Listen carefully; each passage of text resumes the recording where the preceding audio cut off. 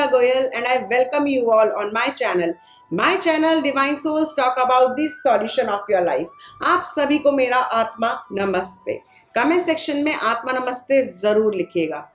क्या आप जो भोजन करते हैं वो आप अपने हक का भोजन करते हैं या किसी और के हक का भोजन करते हैं?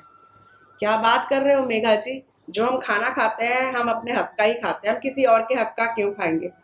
अगर आप ये सोचते हो कि आप जो भोजन करते हो, आप जो खाते हो वो आप अपने हक का खाते हो, किसी और के हक का नहीं खाते हो, तो मैं जो अब आपको कहानी सुनाने जा रही हूँ उसको गौर से सुनिएगा और फिर मुझे आप बताइएगा कि आप जो भोजन करते हैं, जो आप खाना खाते हैं, वो आप अपने हक का खाते हैं या किसी और के हक का खाते हैं। तो ये जो कहानी है ये बहुत प्रसिद्ध राजा विक्रमादित्य की कहानी है जो मैं आपको बताने जा रही हूँ, सुनाने जा रही हूँ। एक दिन की बात है, राजा विक्रमादित्य ने राजसभा में एक महात्मा को बुलाया और कहा, महात्मा जी आइए, मैं आपकी सेवा करना चाहता हूँ, मुझे अपनी सेवा करने का आप मौका दीजिए। महात्मा जी ने कहा, ठीक है, मुझे भूख लगी है, मुझे कृपया करके भोजन करवा दो और आपको मैं अपनी सेवा करने का इस तरीके से मौका देता हूँ, मुझे भूख लगी है, आप भोजन करवा दो। तो राजा विक्रमादित्य ने महात्मा जी को कहा, ठीक है, आप स्थान ग्रहण करिए, मैं आपके लिए भोजन परोसता हूँ। तो जब भोजन आया और राजा विक्रमादित्य ने जब महात्मा जी को भोजन परोसना शुरू किया, उनकी थाली में जब भोजन डालने लगे तो महात्मा ने राजा विक्रमादित्य से एक सवाल किया। उन्होंने पूछा, आप जो मुझे ये भोजन परोस रहे हो राजन, क्या ये भोजन आपके हक का है? राजन बोले, मेरे हक का मतलब? तो महात्मा जी बोले कि क्या ये भोजन आपके अधिकार का है? राजा बोले कि मेरे को समझ में नहीं आया महात्मा, आप क्या कहना चाह रहे हैं? किस अधिकार की बात कर रहे हैं? भोजन पे किस हक की बात कर रहे हैं?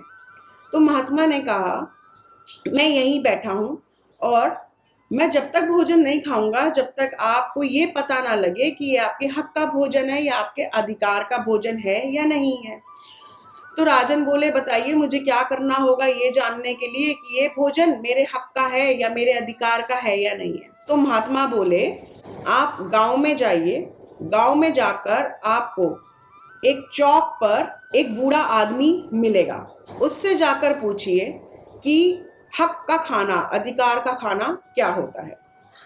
तो जब राजा विक्रमादित्य महात्मा के कहने पर गांव में गए तो वहां पर उन्होंने उस बूढ़े आदमी जो कि एक जुलाहा था, जो कि सूत काट रहा था, उससे पूछा कि ये हक का भोजन किसे कहते हैं, मुझे कृपया करके बताओ। तो उस बूढ़े व्यक्ति ने राजन को बोला, आज मेरी इस पत्तल में जो भोजन है उसमें आधा हक का है और आधा बेहक का है।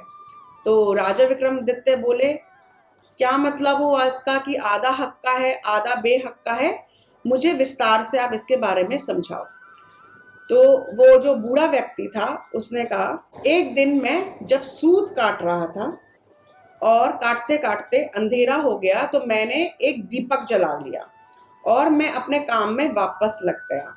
उसी समय मेरे घर के पास एक जुलूस निकल रहा था और उस जुलूस में जितने भी लोग शामिल थे वो सारी मशाले लेकर निकल रहे थे। तो उनकी मशालों की रोशनी मेरी जगह पर आ गई, तो उस कारण मेरा जो दीपक जल रहा था मैंने उसको बुझा दिया और सोचा कि मैं अपने दीपक के तेल को बचा लूं और जब तक ये रोशनी मशालों की आ रही है मैं इससे अपना काम तुरंत पूरा कर लूं। तो मैंने अपना दिए की रोशनी बुझा दी और मैं अपना सूत जो है काटने लगा इन मसालों की रोशनी की मदद से। तो मुझ में ये लालच आ गया कि मैं अपना दीपक बुझा लूं और मसालों की रोशनी में जो कि लोग लेके जा रहे हैं उससे अपना जो काम है वो पूरा कर लूं। तो जो उस काम से मुझे धन मिला, उस धन से मैं ये अन्न जो है मेरे पास आया है, ये अन्न आधा मेरे हक का है और आधा बेहक का इसलिए है क्योंकि जितना काम मैंने अपने दीपक से जलाते हुए करा था वो मेरे हक का है, और जितना काम मैंने जो लोग जुलूस में जा रहे थे उनकी मशालों की मदद से किया था वो बेहक का है। तो ये जो आधा धन है या आधा भोजन है ये उनके हक का है। तो ये बात सुनकर राजा विक्रमादित्य को समझ आ गया कि हक का भोजन किसे कहते हैं और बेहक का भोजन किसे कहते हैं। तो आप क्या समझे, आप ये जो भोजन कर रहे हो ये आपके हक का है या आपके बेहक का है?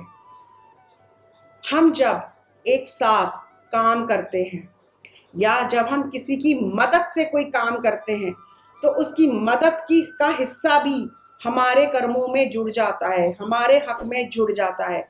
जिससे हमने मदद ली या जिसके कारण हमारा वो आधा काम हुआ, हम उसको एक धन्यवाद नहीं बोलते, हम अपने पे गरूर करने लगते हैं कि ये मेरी वजह से काम हुआ। हम दूसरों को धन्यवाद नहीं देते, हम दूसरों को ग्रैटिट्यूड नहीं देते हैं।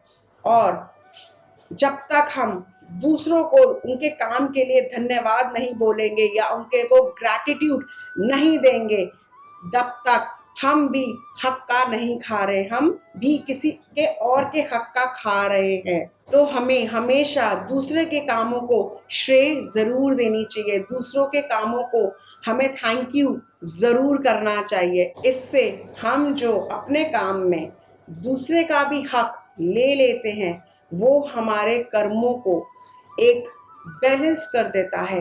एक थैंक यू, एक ग्रैटिट्यूड, एक श्रेय देना कि उसकी वजह से आज आप इस लेवल पे हो।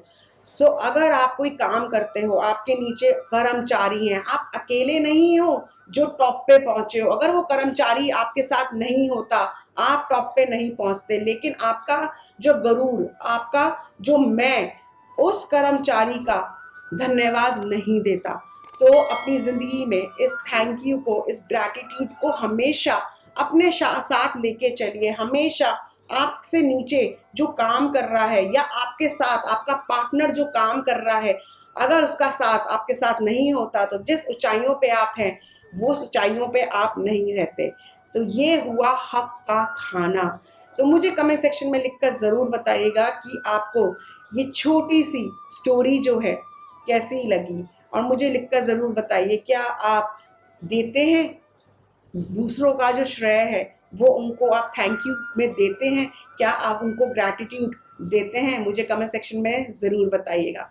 और अगर आप चाहते हो कि मैं इस तरीके की छोटी छोटी प्यारी प्यारी कहानी आपकी ज़िंदगी से जुड़ी लेकर आऊँ तो मुझे उसके बारे में भी लिखकर ज़रूर बताइएगा। मैं ऐसी छोटी छोटी कहानियाँ आपके सामने ज़रूर लेकर आऊँगी जो आपको आपकी ज़िंदगी में आगे बढ़ने के लिए प्रोत्साहन करेंगी, जो आपको आपकी ज़िंदगी में जो आप गलतियाँ कर रहे हो जाने अनजाने उन्हें करने से बचाएंगी।